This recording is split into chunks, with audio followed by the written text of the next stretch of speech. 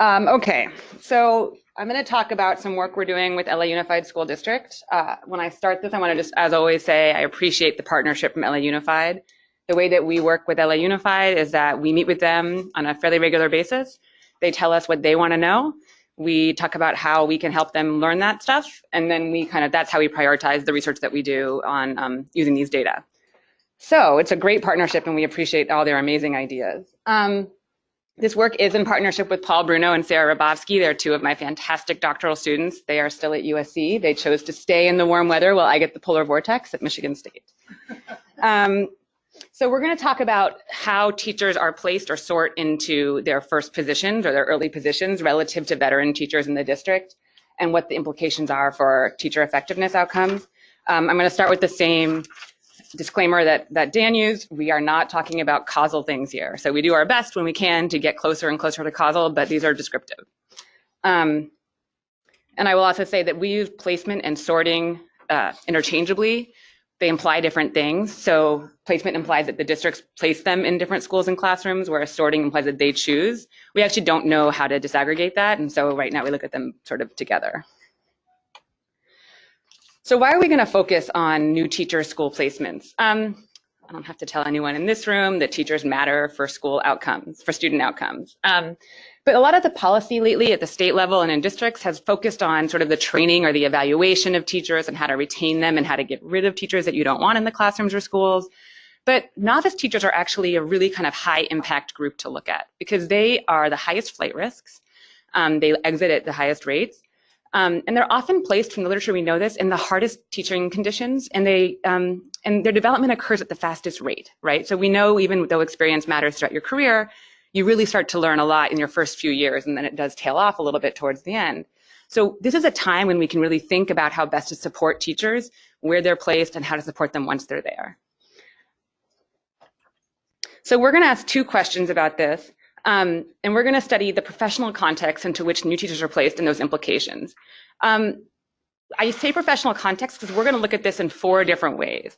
And one of the things that kind of came to our attention when LA Unified folks and we started talking about this is there's sort of a lot of sort of binary ways to think about professional context, or there's sort of, we can look at it through the kind of kids that are in the school, or we can look at it at, you know, the achievement of those kids, but people haven't thought about it a lot, in my experience, kind of as a really big holistic picture. So we're going to try to look at multiple different ways of thinking about professional context and how that matters. Okay, so here are the 4 dimensions of context, and I'm going to get into them a lot more. So the first one is instructional load. We kind of have talked a lot around the titles of these dimensions. When we say instructional load, we mean these are placements that impose sort of greater demands on teachers as a consequence of what they have to do inside their classroom and their school. We look at homophily, which is, so a placement with greater homophily allows sort of greater social congruence. And we think about that in terms of teacher to student congruence, teacher to teacher congruence, and teacher to administrator congruence, both on gender and race and ethnicity lines. Colleague qualifications, this has caused us a lot of trouble. So we'll talk about how we measure these in a second. These are placements that provide opportunities and supports to teachers who have colleagues with stronger qualifications, however you want to talk about qualifications, and we do that in multiple ways. And then professional culture. There's been a lot of talk in some literature about professional culture using some survey-based measures. We do the same. And these are kind of ideas trying to look at stronger or weaker professional culture, how we feel supported by people around us. So quick review of the literature, because there's a lot of it. And one thing that I think we tried to do here in this paper, and it's long, but anyone who knows me knows this is typical. We try to think a lot about sort of how has this been defined in the past and how do we want to move forward with it. So instructional load, the literature tells us that new teachers are placed into schools and classrooms that have higher proportions of low income, minority, and low achieving students, higher proportions of students with disciplinary infractions and who require special education or ELL services, larger classes and oftentimes lower level classes, and that these working conditions can be associated with teacher attrition, and especially for junior teachers, and potentially for their improvement and their effectiveness over time. There's less extant research on homophily. So what we know is that teachers are more likely to seek positions with same race students, and this may lead more senior teachers to enjoy more congruence, racial congruence. This is because of the way that CBAs are often structured, and so veteran teachers can seek positions with more congruence, and then the junior teachers end up in positions with less congruence. Student-teacher homophily seems to be associated with benefits for kids at the minimum and with teacher retention. We know a little bit from some of Jason's work that principal-teacher homophily is associated with sort of better job satisfaction and therefore retention. I'm kind of smushed the last two together for sake of time. And again, we don't have a ton of literature on this, but what we do know is that there is some survey evidence that tells us that novice teachers don't necessarily experience differences in the quantity of collaboration at the school level, but they do report lower quality collaboration in their surveys. And then there is some kind of growing literature that tells us that higher quality collaboration and better sort of environments in the schools lead to more rapid teacher improvement. And that teachers, when they rate their students, their administrators and their relationships among colleagues, this predicts their satisfaction and their retention and also student achievement growth. So we tackle these questions using a decade of longitudinal data from LA Unified School District. We get rid of schools that are not sort of the typical, so we get rid of charter schools and that's also because LA does not own its charter school data, and so we can't use them. So it's convenient to get rid of them. And we also don't talk about early ed centers or sort of adult ed centers. We have about 41,000 unique teacher observations. And don't forget, when we talk in this group, these numbers don't seem shocking. This is a district, not a state. So this is the second largest district in the country. So 41,000 unique teacher observations. And we have student, teacher, and administrator data. For this school experience survey, this is something that LA Unified administers every year. And then they produce aggregate data publicly about this. They limit their they don't provide it unless the schools have at least 11 responses, and we further cut the data so we don't use the data unless we have at least 50% response rates in those schools. These are staff reports, and the questions change a little bit over time, so we can't actually use a lot of the great questions on the survey because they only have one time point, and this only started in 2012-13.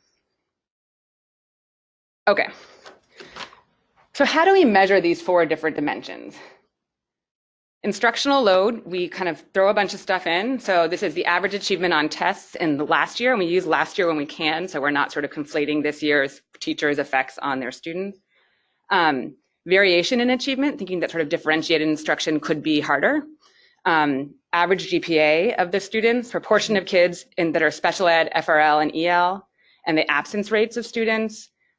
Suspension rates, and then class sizes, and for secondary teachers, the number of preps they have, the number of the new classes they have to prepare for every day. We do this at the teacher classroom level and at the school level. Homophily, again, same race and same gender with the students, teachers, and administrators in your school. Colleague qualifications, we look at teachers, the portion of teachers in your school who have 10 years of experience or more, who have a graduate degree, who are national board certified, who get a below standard evaluation on the teacher evaluation framework in the district. There's not a lot of variation in that, about 2% of teachers do. We use, I think I don't have it here, I think we also use their the average continuous evaluation score of teachers in their school. Their average attendance rate of teachers in your school. So this is the attendance rate for, this is the proportion of days that you are there that are not accounted for by unprotected absences. So basically, we don't count like missing school for jury duty, but we do count missing school because you call in sick. And the average VAM of your teachers in your school last year. We only have for administrators their experience and if they have a PhD or not. And then we use 10 survey questions from the survey to get at professional culture. Here are some examples of the kinds. We put each of these into its own sort of aggregate continuous measure. And then we also look at each of these things individually. Again, it's a very long paper. Thank you, Kara, for reading it. Okay. Teacher outcomes, we use 4. We use the attendance rate. So again, the proportion of hours absent for unprotected reasons. We only have this starting in 2012-13. We use measures of teachers' VAMs from both ELA and math. We use their evaluation scores if they meet versus below standards in the continuous measure, which we only have starting in 13-14. And then we have teacher retention, proportion who likelihood of exiting your school or exiting the district. Okay, no Greek. I followed the rule, Luke. What we do is we basically predict these context measures based on a series of experience indicators. So we use first year, second year, third through fifth year, and then relative to kind of 6+. We obviously try to control for the panel, so we use year fixed effects. And then we use, we try to also compare teachers to others in their own school where appropriate. So when we can, we'll use a school by year fixed effect. We do break out by level and type, so we want to look at elementary teachers differently from secondary and special ed because we think things could work differently for these kinds of teachers. And the second research question here, we then sort of predict those outcomes I just talked about, and we try to compare teachers to themselves in other years, so when there's a change in their context. And that's kind of as close as we can get to saying this is getting at causality. We can't always do all those models depending on the way the data are structured and things. Okay, so some results. Oh, I should have said, sorry. The correlation between these things is really low. So we kind of would have thought that the correlation between like instructional load and homophily would be much higher, or colleague qualifications would be much higher. In fact, the best correlation we get is, or the highest, is about 0.14 between the college qualifications and professional culture, and it's about negative 0.15 between college qualifications and instructional load. So in the directions you'd expect, but not at the magnitude we would expect. And we're kind of working on how to think through that a little bit more. But so the implication is we can include all 4 measures in one model. Okay, so these are from regressions. These are sort of individual coefficients from regressions in which we look at the instructional load, the homophily, and the colleague qualifications, and kind of looking at where they are placed. And so where are first-year teachers versus second-year teachers versus third through fifth-year teachers, all relative to the more senior teachers placed in these different levels in terms of the instructional load, the homophily, and the colleague qualifications of their schools. We don't find any significant differences by professional culture, so we don't show it in this sort of results. So what I think the main takeaway here is that novice teachers in their first year are generally put in more difficult working conditions across the board. Second year also relative to sort of 6+, and third through fifth also relative to 6+, but it kind of goes down linearly, right? So it also, we noticed that sort of secondary school novice teachers have harder like instructional load settings than elementary teachers, and special ed teachers seem to be sort of getting the hardest schools in terms of instructional load. And these actually are school by year fixed effect models. And so for the IL regressions, at least instructional loads, this is actually even compared to the teachers within your own school. The novice teachers are getting the harder classrooms. These are about half the size of the coefficients for the kind of even between schools. In terms of homophily, it goes the opposite direction, right? So more homophily is theoretically better. So you see that first year teachers are getting substantially lower homophily placements. This is just using not school fixed effects, year fixed effects. So it's just kind of compared to other teachers in the district.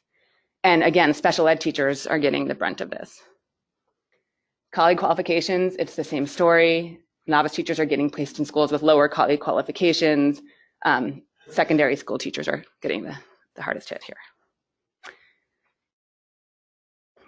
What makes these things, what are those individual measures I talked about, create sort of this instructional load composite? So we know that students in novice teachers' classes are getting have lower average test scores last year, have lower average GPAs from the year before, have more test score variation in their classrooms, and also have higher rates of absenteeism and suspension in their classrooms. In most cases, not every coefficient is this way, but in most cases, novice teachers' classes have greater shares of students identified for special education and for EL services, and more students who are in poverty. Novice elementary teachers also have higher class sizes, but novice secondary teachers actually had smaller class sizes and fewer preps. So something is happening there. We had a good finding. Okay, so in terms of homophily, we see that novice teachers are actually less likely to have race congruency with pretty much everyone. And the gaps are a lot larger for the first year teachers than for the third through fifth and for the second year teachers. So these first year teachers are really getting put into placements where they don't look a lot like everyone else in their school. Gender congruency varies more by level, and it's sort of harder to tell the patterns there.